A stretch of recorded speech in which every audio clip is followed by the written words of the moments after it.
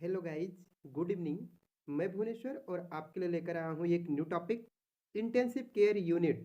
आज हम intensive care unit के बारे में डिटेल में डिस्कशन करेंगे। इंटेंसिव केयर यूनिट क्या होती है, कित और कौन कौन से यूनिट्स होते हैं, और इंटेंसिव केयर यूनिट में किस किस चीज़ की मॉनिटरिंग करते हैं, और इंटेंसिव केयर चार्ट क्या होता है, उसमें क्या क्या चीज़ें हम देखते हैं, कौन कौन से इक्विपमेंट होते हैं इंटेंसिव केयर यूनिट में।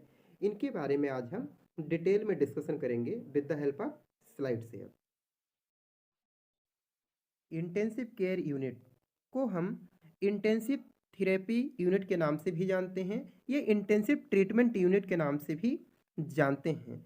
यह हॉस्पिटल में एक स्पेशल डिपार्टमेंट होता है, यह स्पेशल वार्ड होता है जिसमें पेशेंट को इंटेंसिव केयर मेडिसिन प्रोवाइड की जाती है।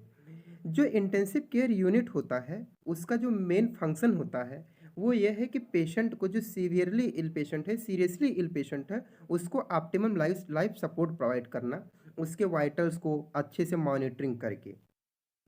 तो जो हमारे इंटेंसिव केयर यूनिट होते हैं, जैसा कि आपको इमेज में शो हो रहा है, इस तरह से होता है। तो इंटेंसिव केयर यूनिट जो हमारी होती है वो on the basis of purpose, जैसे जैसे यूज होता है उसके बेसिस पर डिपेंड करती है ये यूनिट। तो जो आईसीयू की यूनिट होती हैं वो अलग अलग हॉस्पिटल में अलग अलग वार्ड होते हैं।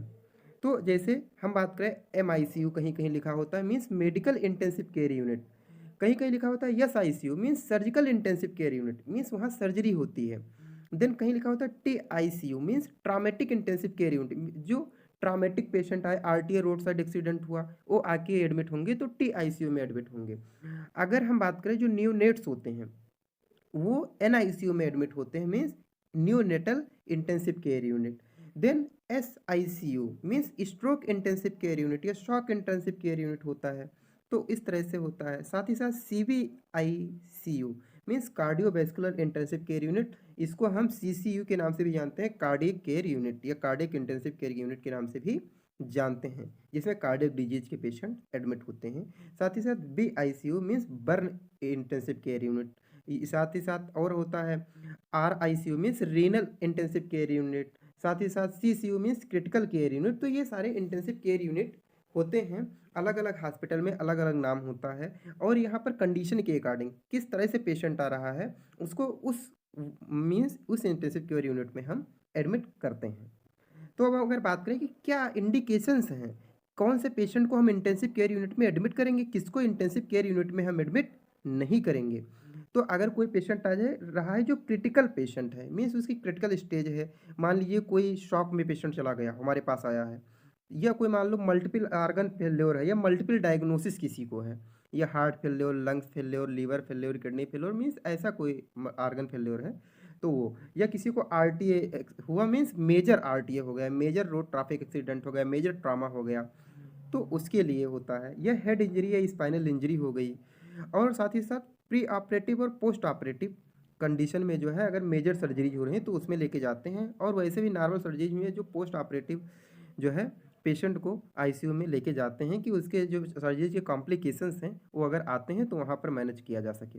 साथ ही साथ अगर RTA हुआ है, किसी को MI हुआ है मीन्स मायोकार्डियल इन्फॉक्शन हुआ है, या किसी को शॉक वगैरह हुई है, या स्पाइनल इंजरीज है, या कोई इम्यूनोसप्रेसेंट पेशेंट है जिसका इम्यून सिस्टम बहुत ज़्यादा वीक हो गया है, या कोई हमारे पास ऐसा पेशेंट आ गया जिसको ब्लड ट्रांसफ्यूजन रिएक्शंस हो गया, तो इन सारी कंडीशंस में जो है हम ICU में पेशेंट को एडमिट करते हैं।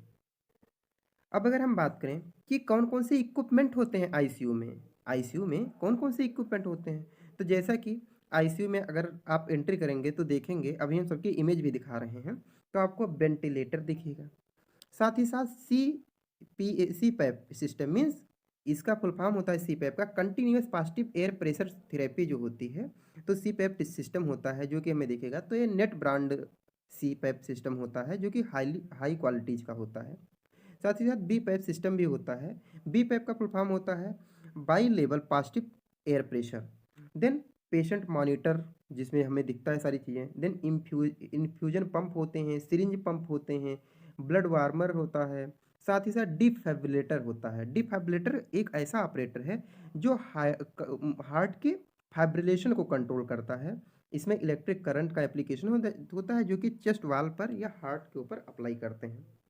देन ईसीजी मशीन होती है, ड्रेन एंड ट्यूब्स होते हैं। तो ये सारे इक्विपमेंट होते हैं। और भी इक्विपमेंट है जैसे नेजोगैस्ट्रिक ट्यूब होती है, जो हमारे आईसीयू में पेशेंट होते हैं, जिनको मान लीजिए कोई ओरल सर्जरी हो गई है, तो ये जिनको कोई ऐसी दिक्कत है कि जो खाना नहीं खा सकते, तो उनको क्या होता है कि ये नेजोगैस्ट्रिक ट्यूब के थ्रू हम फीडिंग करवाते हैं। The most common type of tube feeding in critical care में इसका यूज करते हैं।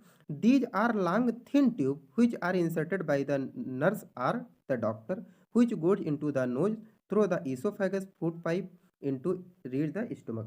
मीन्स इसको नोज के थ्रू फिर नोज से ईसोफेगस मीन्स फूड पाइप में होते हुए और स्टोमक में डालते हैं और इसके थ्रू फीडिंग करवाते हैं। साथ ही साथ इंट्रोटेकियल ट्यूब है, नेब्यूलाइजर का यूज करते हैं, suction machine, portable x-ray machine और बहुत सारे इक्विपमेंट होते हैं जो हम आईसीयू में यूज करते हैं।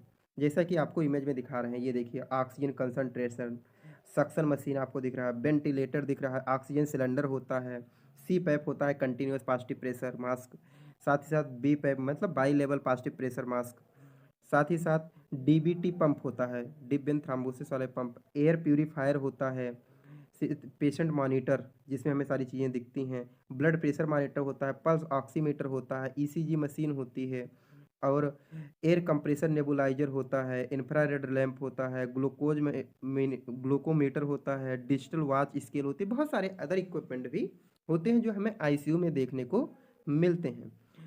जैसा कि अभी नेजोगैस्ट्रिक ट्यूब की बात कर रहे थे, तो यहाँ आपको पता होगा कि जैसे अभी हम बोल रहे थे स्टोमक के थ्रू हम सॉरी नोज के थ्रू स्टोमक में इंसर्ट कराते हैं ईसोफेगस से होते हुए। तो ये सारी चीज़ें होती हैं और इसके थ्रू हम फीडिंग करवाते हैं।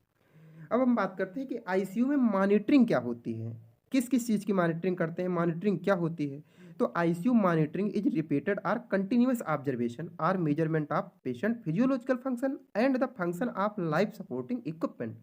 तो आईसीयू मॉनिटरिंग में हम जो है बार बार मॉनिटर करते हैं और ये कंटिन्यूअस ऑब्जर्वेशन करते रहते हैं पेशेंट के फिजियोलॉजिकल फंक्शंस को और जो लाइफ सपोर्टिंग इक्विपमेंट है उनका। आईसीयू मॉनिटरिंग में हम जो है इसलिए इम्पॉर्टेंट है हमारे लिए क्योंकि इसके थ्रू हम मैनेजमेंट करते हैं, जो थेराप्यूटिक इंटरवेंशन है मीन्स जो ट्रीटमेंट हम चला रहे हैं उसमें हेल्प करता है। साथ ही साथ पेशेंट के कंडीशन को अच्छे से असेसमेंट करने के लिए भी हमें आईसीयू मॉनिटरिंग ज़रूरी होता है। अब अगर हम बात करें कि आईसीयू मॉनिटरिंग में हम क्या क्या चीज़ें देखते हैं, तो आईसीयू मॉनिटरिंग में हम ब्लड प्रेशर देखते हैं। ब्लड प्रेशर, इसमें 2 टाइप्स के ब्लड प्रेशर हम देखते हैं, मीन्स इन्वेसिव ब्लड प्रेशर और non invasive blood pressure check करते हैं। अब हम आगे वाले लेक्चर जो लेके आएंगे उसमें आईसीयू मॉनिटरिंग में ब्लड प्रेशर कैसे चेक करते हैं ये सारी चीज़ें हम बताएंगे। साथ ही साथ सेंट्रल वेनस प्रेशर चेक करते हैं, कितना वॉल्यूम होता है, वेनस प्रेशर कितना होता है, ये सारी चीज़ें हम चेक करते हैं। साथ ही साथ हार्ट रेट चेक करते हैं, पल्मोनरी आर्टरी प्रेशर चेक करते हैं, ऑक्सीजन सेचुरेशन चेक करते हैं, पेशेंट का टेम्परेचर चेक करते हैं, हाइपरपायरेक्सिया वगैरह तो नहीं है। देन इंट्रासेरेब्रल प्रेशर भी चेक करते हैं, आईसीपी मीन्स किसी को हेड इंजरी वगैरह हुई है या इंट्रासेरेब्रल प्रेशर वैसे तो नहीं बढ़ रहा है किसी को, मीन्स ब्रेन में ब्लड सप्लाई तेज तो नहीं हो रहा है, ब्लड सप्लाई रुकी तो नहीं है, जो भी रीजन है। साथ ही साथ ईसीजी देखते हैं, हार्ट रिदम देखते हैं, जुगुलर वीनस प्रेशर देखते हैं, एसपीओ2 देखते हैं और साथ ही साथ मॉनिटरिंग में जो है हम अगर मॉनिटरिंग करते हैं तो फ्लूइड एंड इलेक्ट्रोलाइट्स को भी टाइम टू टाइम चेक करते रहते हैं। तो ये सारे आईसीयू जो मॉनिटरिंग होती है उसमें ये सारी चीज़ें हम मॉनिटर करते हैं, चेक करते हैं। अब हम इसके बारे में नेक्स्ट वीडियो में बताएंगे डिटेल में। अगर हम बात करें इंटेंसिव चार्ट केयर चार्ट क्या होता है तो जैसे आपको पता है कि जो डॉक्टर होते हैं आईसीयू में उनका एक ड्यूरेशन होता है, एक टाइमिंग होती है 6 घंटे 8 घंटे की। उसके बाद दूसरा डॉक्टर आएगा, फिर दूसरे दिन दूसरा डॉक्टर आएगा, मतलब सबके अलग अलग टाइम्स होते हैं ना। तो इसलिए जो इंटेंसिव केयर चार्ट होता है वो बनाया जाता है कि जो भी पेशेंट का डिटेल देखे तो उसको समझ में आ जाए कि पेशेंट की कंडीशन क्या है। तो ये जो चार्ट होता है इसमें सिस्टमिक वे में सारी इन्फॉर्मेशन जो है पेशेंट की होती है पिक्चर के साथ। तो इसमें क्या क्या होता है, रेस्पिरेशन होता है, इसमें पेशेंट का रेस्पिरेशन होता है, साथ ही साथ पेशेंट वेंटिलेटर पर है या नहीं है तो उसमें इंट्रोट्रेकियल ट्यूब वगैरह लगी है नहीं लगी है, आर्टिफिशियल वेंटिलेशन का यूज हो रहा है या नहीं हो रहा है, क्या मोड है। तो ये सारी चीज़ें हम देखते हैं उसमें होता है। साथ ही साथ उसमें ये भी होता है कि जो रेस्पिरेटरी असिस्टेंट हैं वो वेंटिलेटर पर है या नहीं है, ये सारी चीज़ें। साथ ही साथ माइन्यूट वॉल्यूम जो है, वॉल्यूम कितना है, वाइटल कैपेसिटी कितनी है, लंग वॉल्यूम कितना है, लंग कैपेसिटी कितनी है, ये सारी चीज़ें। इन्फ्लेशन प्रेशर जो होता है ये देखते हैं, रेस्पिरेटरी रेट कितना है, ब्रीदिंग पैटर्न क्या है पेशेंट का, कफ या इस हुई मतलब कफ या हुई प्रेजेंट है या नहीं प्रेजेंट है, तो ये सारी चीज़ें हम देखते हैं। मतलब वो जो ICU means intensive care chart होता है उसमें प्रेजेंट होता है। साथ ही साथ उसमें सिक्रीशंस जो है, मीन्स पेशेंट का जो सिक्रीशन आ रहा है लंग्स से, वो सिक्रीशन का अमाउंट कितना है, कलर क्या है, कंसिस्टेंसी कैसी है, और साथ ही साथ कफ जो प्रोड्यूस हो रहा है वो कैसे प्रोड्यूस हो रहा है, सक्शन अप्लाई करना पड़ रहा है नहीं करना पड़ रहा है, नेबुलाइजेशन के यूज करना पड़ रहा है नहीं करना पड़ रहा है, ये सारी चीज़ें। और पेशेंट का जो कॉन्शियस लेवल है ये भी हम मॉनिटर करते हैं, चेक करते हैं। साथ ही साथ कार्डियोवैस्कुलर स्टेटस में हम देखते हैं, अगर उसमें चार्ट में, तो उसमें भी दिया होता है हार्ट रेट, हार्ट रिदम, जैसा कि अभी हमने आईसीयू मॉनिटरिंग में बताई थी जितनी चीज़ें, सारी चीज़ें हमारी उसमें मेंशन होती हैं। ये देखिए हमारा पेशेंट जो है लेटा हुआ है और मॉनिटरिंग हो रही है। साथ ही साथ हम ये भी उसमें देखते हैं, चार्ट में लिखा होता है कि पेशेंट कौन-कौन सी ड्रग ले रहा है, कौ कितने टाइम पर उसको दिया जा रहा है, क्या डोजेज दिए जा रहे हैं। ये सारी चीज़ें हम देखते हैं, कौन सी ड्रग है, रेस्पिरेटरी ड्रग है, मसल रिलैक्सेंट है, एनाल्जेसिक्स है या अदर कोई ड्रग दी जा रही है। साथ ही साथ पेशेंट के टेम्परेचर और ड्रेन्स को भी चेक करते हैं। टेम्परेचर को हम देखते हैं, जैसा कि अभी हमने बताया था कि हाइपरपायरेक्सिया वगैरह तो नहीं है पेशेंट में। साथ ही साथ ड्रेन ट्यूब जो है ये भी होता है, इसको भी ऑब्जर्व करते हैं, अगर लीकेज वगैरह है तो नोट करते हैं। मीन्स ये उसमें आप हम सारी चीज़ें देखते हैं, उसके बाद पेशेंट को आप देख के ऑब्जर्व करते हैं। साथ ही साथ पेशेंट को हम देखते हैं पूरी तरह से, पेशेंट का अपीयरेंस क्या है, ये सारी चीज़ें नोट करते हैं। पेशेंट के स्किन का कलर क्या है, ये भी उसमें दिया होता है चार्ट में, और पेशेंट को अगर हम देख के भी नोट कर सकते हैं। चेस्ट का एक्सपेंशन हो रहा है नहीं हो रहा है, ब्रीदिंग पैटर्न कैसा है, ये नॉर्मल ब्रीदिंग पैटर्न है या नॉर्मल है, एबनॉर्मल चेस्ट एक्सपेंशन हो रहा है, नॉर्मल हो रहा है, तो ये सारी चीज़ें हम देखते हैं। साथ ही साथ जो है अस्कल्टेशन हम देखते हैं, पेशेंट के लंग्स की साउंड्स, हार्ट के साउंड्स जो है हम सुनते हैं और देखते हैं। और जैसा कि हमने जो स्टेथोस्कोप वाला वीडियो बनाया था उसमें हमने बताया था कि जो अगर हमें लंग्स के साउंड का अस्कल्टेशन करना है तो कौन कौन से पॉइंट होते हैं, जैसा कि इमेज में भी अभी दिख रहा है एंटीरियर और पोस्टीरियर व्यू, और हार्ट के कौन कौन से पॉइंट्स होते हैं जो कि आपको इमेज में दिख रहा है। तो ये सारी चीज़ों के बारे में हमने डिस्कस किया था। तो जैसा कि हमने अभी स्लाइड शेयर के माध्यम से देखा कि आईसीयू में, आईसीयू क्या होते हैं, यूनिट्स कौन-कौन सी होती हैं, means on the basis of patient, patient के पर्पज़ के बेसिस पर हमने यूनिट को अलग-अलग बताया कि इतने यूनिट्स होते हैं और कौन-कौन से इंडिकेशंस होते हैं, इन सब के बारे में हमने डिस्कस किया।